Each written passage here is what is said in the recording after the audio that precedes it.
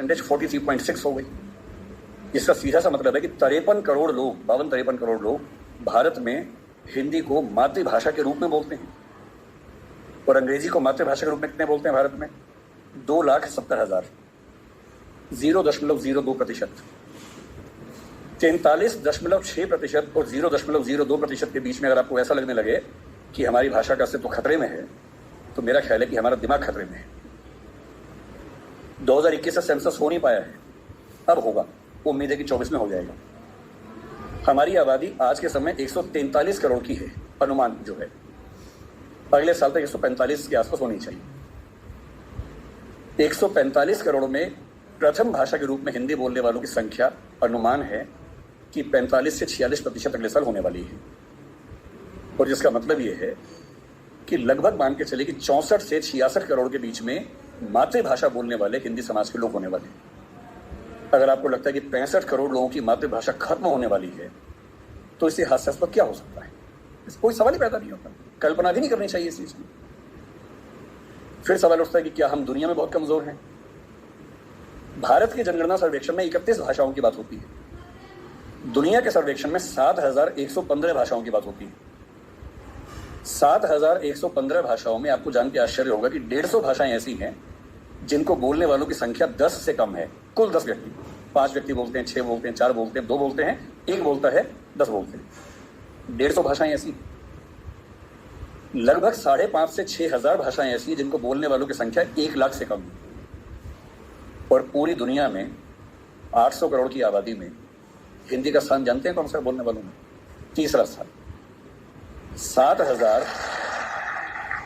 7,115 भाषाओं में जो भाषा तीसरे नंबर पे है, उसके बोलने वाले परेशान है कि हम खत्म होने वाले हैं। आप उनका हाल सोचिए जो 10 से कम पे चल रहे हैं, जो 1 लाख से कम पे चल रहे हैं, 10 लाख से कम पे चल रहे हैं। और हम दुनिया की पूरी आबादी में 8% से ज्यादा जिस भाषा को बोलने वाले लोग हैं, हमसे ज्यादा केवल अंग्रेजी और मंडारिन 2 ही भाषाएं हैं जो 16 और 14% पे हैं। और हम नंबर 3 8% पे हैं। ना फ्रेंच हमसे आगे, ना स्पेनिश हमसे आगे है, और जितनी भाषाओं का नाम आप जानते हैं वो सब हमसे कोसों पीछे हैं। इसलिए बोलचाल की भाषा, सांस्कृतिक भाषा, सामाजिक भाषा के तौर पर हिंदी पर न खतरा है, न खतरा आने की संभावना है। इसको मन से एकदम निकाल दीजिए, दूर दूर तक निकाल दीजिए। दूसरी बात है कि क्या हम व्यापार की भाषा, व्यवसाय की भाषा, नौकरी की भाषा में सफल हो पा रही है? थोड़ा मुश्किल है, कम हो पा रही है। और मेरे ख्याल से इसकी वजह हमारा एक औपनिवेशिक जो सोचने का तरीका है वो है। मैं हिंदी के पक्ष में इसलिए बिल्कुल नहीं बोलूंगा कि मैं संयोग से हिंदी भाषी क्षेत्र में पैदा हुआ, क्योंकि मेरे पेरेंट्स हिंदी भाषा के अध्यापक रहे। अगर मैं सिर्फ इसलिए हिंदी के पक्ष में बोलूंगा तो ये तो सामान्य बात है, हर व्यक्ति अपनी भाषा के पक्ष में बोलता है, मैं ही बोल रहा हूं। मैं तथ्यों पर बात करना पसंद करूंगा, केवल भावनाओं पर नहीं टिकना चाहूंगा। मैंने दुनिया के जितने देश देखे, मैंने किसी देश में मातृभाषा की उतनी बुरी गत नहीं देखी जितनी अपने देश में देखी। मेरे कुछ परिचित डॉक्टर बनने के लिए रशिया गए पढ़ने के लिए, नहीं बोल रहा, यूक्रेन गए पढ़ने के लिए। मैं तथ्यों पर बात करना पसंद करूंगा, केवल भावनाओं पर नहीं टिकना चाहूंगा। मैंने दुनिया के जितने देश देखे, मैंने किसी देश में मातृभाषा की उतनी बुरी गत नहीं देखी जितनी अपने देश में देखी। मेरे कुछ परिचित डॉक्टर बनने के लिए रशिया गए पढ़ने के लिए, यूक्रेन गए पढ़ने के लिए। तो मैंने उनसे पूछा, मैंने कैसे पढ़ते हो भाई, वहां कौन सी भाषा पढ़ाते हैं? अंग्रेजी पढ़ाते हैं? बोले नहीं, रशियन में पढ़ाते हैं मेडिकल साइंस। यूक्रेन में यूक्रेन की भाषा में पढ़ाते हैं, रशियन मतलब मेडिकल साइंस। लगभग हर देश में वैसा हाल। तो मैंने उनसे पूछा कि फिर आप कैसे पढ़ते हैं, आपको तो भाषा नहीं आती है? तो बोले नहीं, वहां का निश्चित सा नियम है कि पहले साल में हमें वो भाषा सीखनी होती है, फिर अगले 4 साल में उस भाषा में मेडिकल साइंस सीखना होता है। तो मैंने कहा इससे अच्छा वो अंग्रेजी में सिखा दें, आपको अंग्रेजी आती है? बोले नहीं, वहां तो ऐसी बात करने से भी नाराज हो जाते हैं। अपनी भाषा को लेकर बहुत सम्मान करते हैं वो लोग। वहां पढ़ाई की भाषा वही है जो उनके समाज की भाषा। अंग्रेजी भी है, रिसर्च में है, जहां जरूरत है अंग्रेजी भी है, अंग्रेजी के विभाग है, वो भी एक भाषा के तौर पर है। पर जब उनको अपने यहाँ पढ़ाना होता है तो इंश्योर करते हैं कि वो पढ़ाई उनकी अपनी भाषा में। दुनिया के हर देश में ऐसा होता है, तो हमारे यहाँ ऐसा क्यों नहीं होता? ये बात केवल हिंदी की नहीं है, तमिल की भी है, तेलुगु की भी है, गुजराती, मराठी की भी है। मेडिकल साइंस पढ़ने के लिए हमें अंग्रेजी में ही मेडिकल साइंस क्यों पढ़ना पड़ेगा? इंजीनियरिंग पढ़ने के लिए हमें अंग्रेजी में ही क्यों पढ़ना पड़ेगा? और मुझे खुशी है इस बात की कि हमारी केंद्र सरकार ने, गृह मंत्री ने पिछले साल एक बहुत बड़ा कदम उठाया है। मध्य प्रदेश पहला ऐसा राज्य बना है जहां मेडिकल साइंस, इंजीनियरिंग और मैनेजमेंट की पढ़ाई हिंदी में शुरू हो गई। किताबें भी तैयार हो गई हैं, इंजीनियरिंग की भी, मेडिकल साइंस की भी। ऐसी कौन सी रॉकेट साइंस है इसमें? ऐसा कौन सी आश्चर्य की बात है? एक ही तनाव हो सकता है कि भाई आप जब बात करेंगे टर्म्स की, तकनीकी शब्दों की बात करेंगे, तो तकनीकी शब्दों को आप दूसरी भाषा में आराम से नहीं ला सकते, क्योंकि उस भाषा में उतने शब्द विकसित नहीं होंगे। कोई बात नहीं, आप बीमारियों के नाम, लेबोरेटरी के टेस्ट के नाम वैसे के वैसे अंग्रेजी में स्वीकार कर लीजिए, उसको देवनागरी लिपि में लिख लीजिए, जैसे आप व्हाट्सएप पे लिखते ही होंगे। आप हिंदी भाषा में रोमन मैसेज करते ही हैं, मतलब अंग्रेजी की लिपि में हिंदी लिखते ही होंगे कई बार। तू कहाँ जा रही है, TU के, अब तो आपने और छोटा कर दिया, KHA कहाँ हो गया, उसी में जा में जे से ही काम चल जाता होगा, RH से रही हो जाता होगा, और H से है हो जाता होगा। इसी को भाषा का अपभ्रंश बनना बोलते हैं, जो आजकल हम नए सिरे से बना रहे हैं। क्या समस्या है? मेडिकल साइंस की पूरी किताब हिंदी में हो और उसमें अंग्रेजी के तकनीकी शब्दों का इस्तेमाल वैसा का वैसा हो, उसमें क्या परेशानी?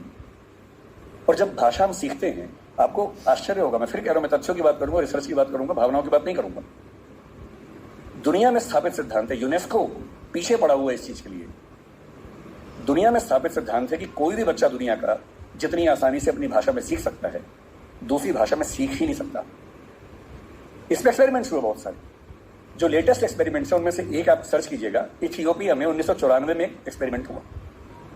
वो जो करने वाले नाम है, उनका व्यक्ति का नाम इरेर सईद ऐसा कुछ नाम है, बहुत प्रसिद्ध। आप इथियोपिया 1994 मदर टंग इतना करके सर्च कर लीजिए, तुरंत सामने आ जाएगा।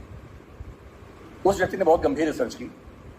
1994 में इथियोपिया ने, जो कि एक अफ्रीकन देश है, क्या किया, एक नियम बनाया कि हमारे सारे स्कूलों में प्राथमिक शिक्षा हमारी भाषा में दी जाएगी, और चौथी क्लास के बाद हम बच्चों को अंग्रेजी में शिफ्ट करेंगे। दो ऑप्शन थे, एक है कि बचपन से अंग्रेजी पढ़ाएं, एक चौथी क्लास के बाद अंग्रेजी में शिफ्ट कर दें, क्योंकि उच्च शिक्षा के मामले में अंग्रेजी अपनी भाषा में कॉम्प्लेक्स सेंटेंसेस बनाना सीख जाता है अपने आप, बिना एक शब्द भी पढ़े लिखे। आप घरों में देखिए छोटे बच्चों को, अच्छे से वाक्य बोलेंगे, और 2.5 साल का बच्चा तो नए वाक्य बनाने लगता है, वो भी जटिल वाक्य, सरल वाक्य नहीं। उस बच्चे की इतनी गहरी पकड़ एक भाषा में हो चुकी है, एक भी दिन स्कूल नहीं गया है।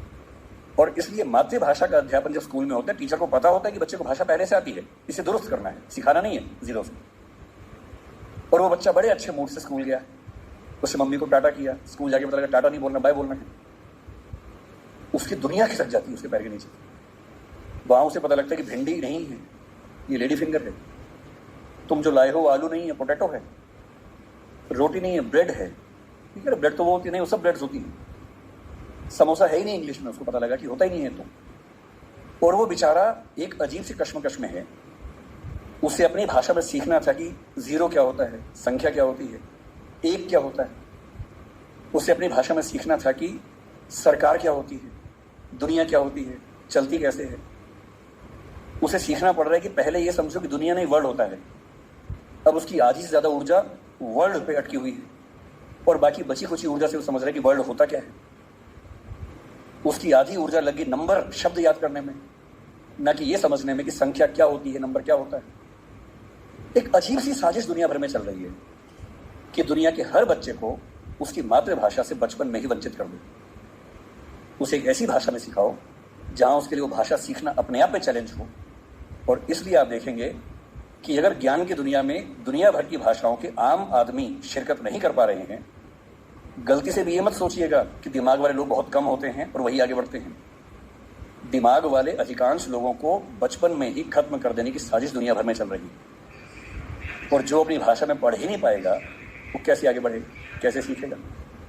मैंने 10वीं क्लास तक हिंदी माध्यम से पढ़ाई की है, उसके बाद अंग्रेजी सीखी है, ठीक से सीखी है। अंग्रेजी मुझे कहीं कोई समस्या नहीं आती है, इसमें क्या कोई परेशानी है। मैं आज भी अपनी भाषा में गीत सुनने में ज़्यादा खुश होता हूँ। मुझे फिल्म देखने में हिंदी में पसंद करता हूँ, नाटक देखना हो हिंदी में पसंद करता हूँ, मजाक करना हो हिंदी में पसंद करता हूँ, पढ़ना हो कोई ऐसा विषय जो हिंदी में नहीं है तो इंग्लिश में पढ़ता हूँ। इसमें क्या परेशानी है।